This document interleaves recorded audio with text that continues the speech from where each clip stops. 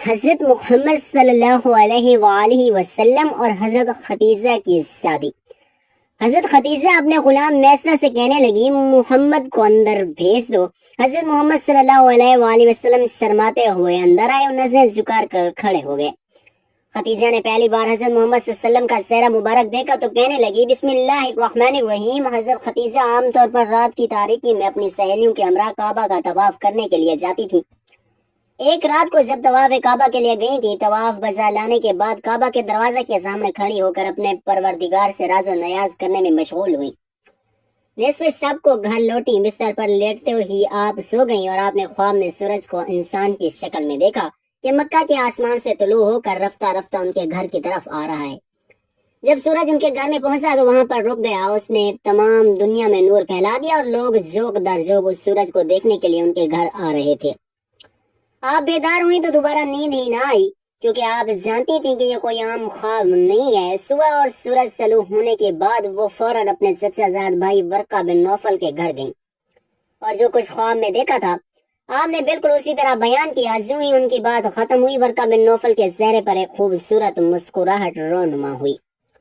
انہوں نے حضرت خدیجہ سے مخاطب ہو کر کہا مبارک ہو تم پر اے میری سچی ذات بہن، اگر تمہارا خواب سچا ہوا تو تم نور نبوت تمہارے گھر آئے گا اور تمہارے گھر کا نور تمام عالم کو منور کر دے گا۔ ناظرین گرامی، حضرت خدیجہ کے چچا زاد بھائی ورقہ بن نوفل بن اسد اپنے زمانے میں جزیرۃ العرب کے ایک مشہور دانشور اور خدا پرست راہب تھے۔ ان کو آسمانی کتابوں کے بارے میں کافی علم تھا اور آپ زمانے جاہلیت کے 4 مشہور عابدوں میں سے ایک شمار ہوتے تھے۔ آپ لوگوں کو آخری نبی کی نشانیاں بتایا کرتے اور یہ بھی بتاتے کہ ان کی باعث کا وقت قریب ہے۔ حضرت خدیجہ گہری سوچ میں پڑ گئی کہ نور نبوت کیسے ان کے گھر آئے گا، ان کا گھر کیسے تمام دنیا کے لیے نور کا مرکز بنے گا۔ حضرت خدیجہ ایک مدت تک اس خواب کے بارے میں غور و فکر میں مشغول تھی اور اس کی تعبیر کا انتظار کر رہی تھی۔ مکہ کی عورتیں ایک رسم کے مطابق قدیم زمانے سے ہر سال ماہ رجب کی ایک رات کو کعبہ کے پاس جمع ہوتی تھی اور جشن و سرور کی ایک محفل منعقد کرتی تھی، اور اس محفل میں اہل کتاب میں سے ایک دانشور کو تقریر کی دعوت دے دی جاتی تھی۔ ایک رات کو ایک ایسی محفل منعقد ہو رہی تھی۔ جب حضرت خدیجہ اس محفل میں پہنچی، اس وقت ایک یہودی عالم نے تازہ اپنی تقریر شروع کی تھی۔ اس کی تقریر کے دوران اچانک حضرت محمد مصطفیٰ صلی اللہ علیہ وآلہ وسلم کعبہ کے پاس سے گزرے۔ تقریر کرنے والے اہل کتاب کی نظر جو ہی حضرت محمد مصطفیٰ صلی اللہ علیہ وآلہ وسلم پر پڑی تو اس نے اپنی تقریر کو روک کر عورتوں سے یوں مخاطب کیا کہ اے قریش کی عورتوں، جس زمان ابھی کعبہ کے پاس گزرا ہے وہ مستقبل میں پیغمبر آخر زماں ہوگا۔ آپ میں سے جو بھی اس کی شریک حیات بن سکتی ہو اس میں تاخیر نہ کرنا۔ اس اہل کتاب دانشور کے کلام کو سن کر خواتین میں ہلچل مچ گئی۔ ان میں سے بعض عورتیں اس دانشور کے کلام پر ہنستی تھیں اور بعض عورتیں مذاق اڑاتی تھیں اور بعض عورتیں اس کو برا بھلا بھی کہتی تھیں۔ بہرحال محفل میں شور و غل اور ہلچل سے دو چار ہوئی اور عورتیں الگ الگ ہو گئی۔ حضرت خدیجہ گھر چلی گئیں اور اپنے خواب اور یہودی عالم کی باتوں میں رب تلاش کرنے لگی۔ اگلے دن حضرت خدیجہ نے اپنی کنیز کو اس یہودی دانشور کے پاس بھیجا اور اسے اپنے گھر آنے کی دعوت دی۔ یہ اہل کتاب دانشور جب حضرت خدیجہ کے گھر پہنچا تو حضرت خدیجہ نے اس سے سوال کیا کہ اے دانشور، آپ نے کیسے سمجھا کہ محمد خدا کے پیغمبر ہیں؟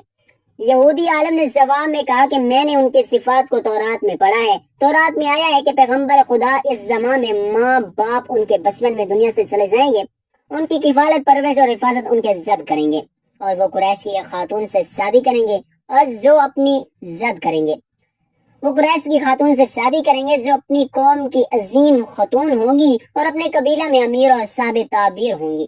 اس کے بعد اس یہودی دانشور نے حضرت خدیجہ سے مخاطب ہو کر کہا ہے خدیجہ، میری اس بات کو اپنے پاس محفوظ رکھنا اور اسے فراموش نہ کرنا۔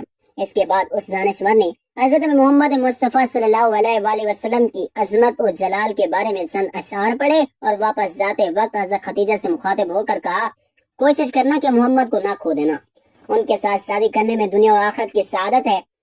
حبیب اللہ سرور کائنات احمد مجتبی حضرت محمد صلی اللہ علیہ وآلہ وسلم 25 برس کے ہوئے تو خشک سالی نے مکہ کو گھیر لیا تو ابو طالب نے حضرت محمد سے مخاطب ہو کر کہا کہ اے میرے بھتیجے، ہم سخت حالات سے دوچار ہیں، میں بھی بوڑھا اور تنگ دست ہو چکا ہوں اور زندگی کے آخری ایام گزر رہا ہوں۔ میری تمنا ہے کہ مرنے سے پہلے آپ کی شریک حیات کو منتخب کروں تاکہ آپ شادی کریں اور میں بھی اطمینان و سکون کے ساتھ اس دنیا کو الوداع کر جاؤں۔ لیکن مالی مشکلات میری تمنا کو عملی جامعہ پہنانے میں رکاوٹ بنی ہوئی ہیں اور آپ کے مستقبل میں فکر مند ہوں۔ جناب ابو طالب نے اپنی بات کو جاری رکھتے ہوئے فرمایا، اے محمد، قریش کا تجارتی کاروان ان قریب تشکیل پا کر سامزارہ خدیجہ بنت خویلد ہمارے رشتہ دار ہیں اور کافی دولت مند ہیں۔ مکہ کے بہت سے لوگوں نے ان سے مال اور سرمایہ قرض کے طور پر لیا ہے، ان کے مال سے تجارت کرتے ہیں۔ اگر آپ خدیجہ کے پاس جائیں تو مجھے یقین ہے کہ وہ آپ کو کافی مال دیں گی۔ سرمایہ سے مال خرید کر قریش کے کاروان کے ہمراہ آپ شام چلے جائیں، شاید اس تجارت کے نتیجے میں آپ کو کوئی نفع مل جائے اور خداوند ہماری زندگی کی بعض مشکلات کو حل کر دیں۔ دوسری طرف حضرت خدیجہ بنت خویلد کے پاس رسول اللہ صلی اللہ علیہ وآلہ وسلم کی صداقت و امانت کی خبریں متواتر پہنچ رہی تھیں۔ اب بھی چچا ابو طالب کے ساتھ رسول اللہ کی باتیں جا رہی تھیں کہ حضرت خدیجہ کے غلام کا یہ پیغام آیا۔ خدیجہ آپ کو اپنا مال دے کر تجارت کے لیے شام بھیجنا چاہتی ہیں اور وہ فرماتی ہیں کہ جتنا معاوضہ وہ دوسروں کو دیتی ہیں آپ کو اس سے 2 گنا دیں گی۔ اس پر ابو طالب نے آپ کو کہا کہ یہ وہ رزق ہے جو اللہ نے تمہاری جانب کھینچ کر بھیجا ہے۔ اس کر آپ صلی اللہ علیہ وآلہ وسلم قافلے کے ساتھ شام کی طرف روانہ ہوئے۔ آپ کے ہمراہ حضرت خدیجہ کا غلام میسرہ بھی تھا۔ جب قافلہ شام کے شہر بصرہ میں پہنچا تو وہاں دستور رام نے آپ صلی اللہ علیہ وآلہ وسلم میں نبوت کی علامات پہچان کر آپ کے نبی اور آخر الزماں ہونے کی پیشین گوئی کی۔ دوسرا اہم واقعہ یہ پیش آیا کہ جب آپ نے تجارتی سامان فروخت کر لیا تو ایک شخص سے کچھ بات چیت بڑھ گئی، جھگڑا ہو گیا تو اس نے کہا کہ لات و عزہ کی قسم اٹھاؤ، تو حضرت محمد مصطفیٰ صلی اللہ علیہ وآلہ وسلم نے فرمایا، میں نے کبھی ان دونوں کی قسم نہیں کھائی، تو ان کے پاس سے گزرتے ہوئے ان سے منہ موڑ لیتا ہوں۔ اس شخص نے یہ بات سن کر کہا، حق بات تو یہی ہے جو تم نے کہی۔ پھر اس شخص نے راہب سے مخاطب ہو کر کہا، خدا کی قسم یہ تو وہی نبی ہے جس کی صفات ہمارے علماء کتابوں میں لکھی ہوئی ہے۔ تیسرا واقعہ یہ پیش آیا کہ میسرہ نے دیکھا کہ جب تیز گرمی ہوتی ہے تو بادل نبی اکرم صلی اللہ علیہ وآلہ وسلم کے اوپر سایہ کر رہے ہوتے ہیں۔ یہ سب کچھ دیکھ کر میسرہ تو آپ سے بہت ہی زیادہ متاثر تھا۔ واپسی میں دوپہر کے وقت جب واپس پہنچے تو حضرت خدیجہ نے اپنے بالا خانے میں بیٹھے بیٹھے دیکھا کہ نبی اکرم صلی اللہ علیہ وآلہ وسلم اونٹ پر بیٹھے اس طرح تشریف لا رہے تھے کہ بادل نے صرف آپ پر سایہ کیا ہوا تھا۔ حضرت خدیجہ اور ان کے ساتھ بیٹھی ہوئی عورتوں نے یہ منظر دیکھ کر بہت تعجب کیا۔ قافلہ رکا تو میسرہ حضرت خدیجہ سے ملنے گئی اور سارے سفر کی رواداری سنائی۔ حضرت خدیجہ جو رسول اللہ سے پہلے ہی متاثر تھیں، اس سفر کے واقعات سن کر آپ کی گرویدہ ہو گئی، بلکہ ان کا رسول اللہ کو تجارتی سفر پر بھیجنے کا مقصد بھی یہی تھا کہ کسی طرح حضور اکرم صلی اللہ علیہ وآلہ وسلم سے ملاقات ہو سکے۔ چنانچہ میسرہ کو کہا گیا کہ آپ محمد کو بھیجو تاکہ میں ان سے تجارت کا حساب لے سکوں۔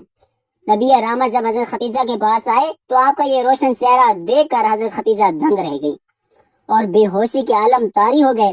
اسی دوران رسول اللہ نے سارا حساب تجارت کیا اور واپس تشریف لے گئے۔ جب آپ چلے گئے تب حضرت خدیجہ ہوش میں آئیں اور میسرہ سے پوچھا کہ محمد کدھر ہے؟ میسرہ کہنے لگا، وہ تو آپ کو سارا حساب دے کر چلے گئے۔ خیر، حضرت خدیجہ نے اپنے مال میں ایسی امانت و برکت دیکھی جو اس سے پہلے کبھی نہ دیکھی تھی۔ مال کی خرید و فروخت کا حساب دیکھا تو منافع دگنے سے بھی زیادہ تھا۔ آپ نے فوری اپنے غلام میسرہ کو رسول کے پاس بھگایا، طے شدہ معاوضے سے بھی دگنا منافع حضور کو بھیج دیا۔ حضرت خدیجہ بہت زیادہ دور اندیش، مستقل مزاج، شریف، باعزت اور مالدار عورت تھی۔ انہوں نے آپ سے نکاح کا فیصلہ کر لیا اور اپنی سہیلی نفیسہ کے ہاتھ رسول اللہ صلی اللہ علیہ وآلہ وسلم کو نکاح کا پیغام بھجوا دیا۔ رسول اللہ صلی اللہ علیہ وآلہ وسلم حضرت خدیجہ سے نکاح کے حوالے سے ایک پہلو ملحوظ رکھنا چاہیے، جس سے حضرت خدیجہ علیہا کی طہارت و نزاکت اور رسول اللہ کے ساتھ نکاح کی وجہ آشکار ہو جاتی ہے۔ چنانچہ بعض روایات سے یہ بات معلوم ہوتی ہے کہ حضرت خدیجہ کے چچا زاد بھائی ورقہ بن نوفل جو زمانہ جاہلیت میں ہی نصرانیت قبول کر چکے تھے، وہ عبرانی زبان بھی جانتے تھے اور انجیل زبان بھی جانتے تھے۔ ان کو پڑھ کر اپنے اقربا کو اس کی روشنی میں واعظ و نصیحت بھی کرتے تھے اور ایک آخری نبی کے آنے کی بشارت بھی سناتے تھے۔ عمر کے اعتبار سے یہ بزرگ تھے اور حضرت خدیجہ کی یہ نسائی اور سچے نبی کی بشارت بہت شوق و رغبت سے سنتی تھی۔ نیز یہ بھی سنتی تھی کہ اس نبی کی عظیم بعثت کا زمانہ قریب ہے اور اس حوالے سے انہوں نے ورقہ بن نوفل سے کافی کچھ سن رکھا تھا۔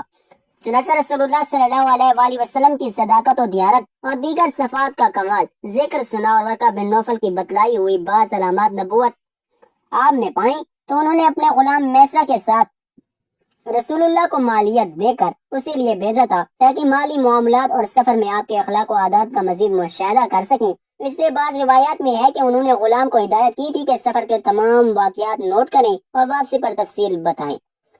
इसी हिदायत की रोशनी में गुलाम ने आपकी बरकत वगैरह के हवाले से जिन कमालात का मुशाहिदा किया था वो सब तफसील से बता दी। इससे हजरत खदीजा का जन गालिब हो गया और समझ गई कि अल्लाह ताला के आखिरी रसूल यही हैं, और उन्होंने ये सोचा कि इससे बड़ी सआदत क्या होगी कि आपकी ज़ौजियत के रिश्ते से मुंसलिक हो जाऊं। चुनांचे सदीका ताहिर और मुताहिरा उम्मुल मोमिनीन हजरत खदीजा ने बिलवास्ता आपको पैगाम निकाह भेज दिया। आपने अपने चचा को मज़कूरा रिश्ते के सिलसिले में आगाह फरमाया। इसके बाद आपके चचा हजरत हमजा रसूलुल्लाह सल्लल्लाहु अलैहि वसल्लम के साथ हजरत खदीजा के वालिद हजरत खवीलद बिन असद के पास रिश्ता लेकर आए। दीगर अकवाल के मुताबिक हजरत खदीजा के वालिद का इंतकाल हो चुका था। हजरत हमजा रिश्ता लेकर हजरत खदीजा के चचा उमर बिन असद के पास तशरीफ लाए। रिश्ता तय पाने के बाद नबी और आखिर ज़मान और हजरत खदीजा ने कहा कि तकरीब हजरत खदीजा के घर में मुनाकिद हुई। जनाब अबू तालिब का खुतबा पढ़ने के बाद हजरत खदीजा के चचा भाई उमर बिन असद ने हजूर अकरम की शान में यह जुमला कहा, ये मोहम्मद बिन अब्दुल्लाह नस्ब और मुअज़्ज़ज़ मर्द हैं और हजरत खदीजा का निकाह आज से कर दिया। इस निकाह का हक महर 12.5 औकिया चांदी मसावी 500 दिरहम तय हुआ। आज सल्लल्लाहु अलैहि वसल्लम ने अपनी तमाम अज़वाजे मुतहरात और साहबजादियों का मार यही रखा सिवाय उम्मुल मोमिनीन हजरत उम्मे हबीबा के। आपका महर और हबशा निजासी ने अपने पास से कई गुना ज्यादा अदा किया था। निकाह के बाद आपने वलीमे का एहतमाम फरमाया, ऊंट ज़िबा करके लोगों को दावत खिलाई। शादी की पहली रात हजरत खदीजा हजूर से हम बिस्तर न हुई बल्कि पूरी रात शुक्राने की इबादत करती रही। कमाल बात तो यह है कि वो इस वक्त 40 साल की थी और नबी करीम सल्लल्लाहु अलैहि वसल्लम 25 साल के, लेकिन ये फर्क मोहब्बत और रूहानियत के रास्ते में रुकावट न बन सका। हजरत खदीजा रज़ियल्लाहु तआला अन्हा ने अपने करीबी रिश्तेदारों के जरिए निकाह का पैगाम भिजवाया। नबी करीम सल्लल्लाहु अलैहि वसल्लम ने अपने चचा हजरत अबू तालिब से मशवरा किया और वो इस रिश्ते पर बहुत खुश हुए। निकाह की तकरीब निहायत सादा मगर बाबरकत थी। हजरत अबू तालिब ने निकाह का खुतबा पढ़ा और अल्लाह ताला के हुजूर शुक्र अदा किया। उनके भतीजे को ऐसी नेक सीरत खातून से रिश्ता मिला। हजरत खदीजा रज़ियल्लाहु तआला अन्हा ने महर में 20 ऊंट और सोना चांदी दिया और यह निकाह न सिर्फ दो इंसानों का इत्तेहाद था बल्कि एक ऐसी बुनियाद थी जिस पर इस्लाम के इब्तदाई दिनों का सबसे बड़ा सहारा कायम हुआ। इस शादी की सबसे खूबसूरत बात यह थी कि हजरत खदीजा रज़ियल्लाहु तआला अन्हा ने इस्लाम लाने से पहले ही नबी करीम सल्लल्लाहु अलैहि वसल्लम पर ईमान जैसा यकीन कर लिया था। बाद में आप सल्लल्लाहु अलैहि वसल्लम पर वही नाजिल हुई और नबूवत मिली तो सबसे पहले हजरत खदीजा रज़ियल्लाहु तआला अन्हा ने ईमान लाया। उन्होंने नबी करीम को तसल्ली दी, हर मुश्किल वक्त में सहारा बनी, अपना माल, वक्त, मोहब्बत हत्ता कि अपनी जिंदगी तक आप सल्लल्लाहु अलैहि वसल्लम के मिशन पर निशावर कर दी। नबी करीम सल्लल्लाहु अलैहि वसल्लम ने भी हजरत खदीजा से इतनी मोहब्बत की कि उनकी वफात के बाद बरसों तक उनको याद करते रहे।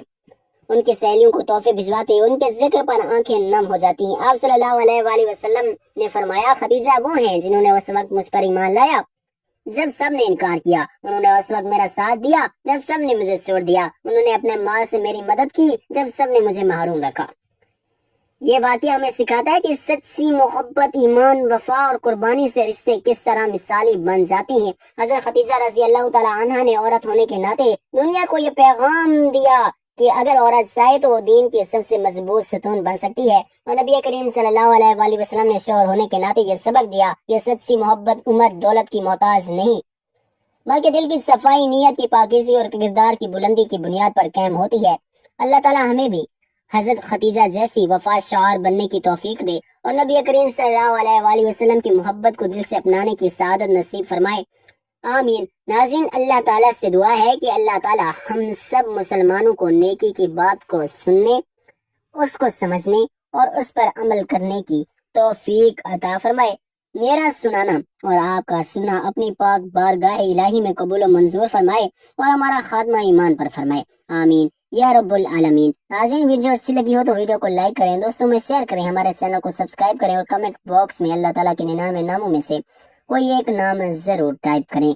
अगली वीडियो तक के लिए इजाजत दीजिए। अल्लाह हाफिज।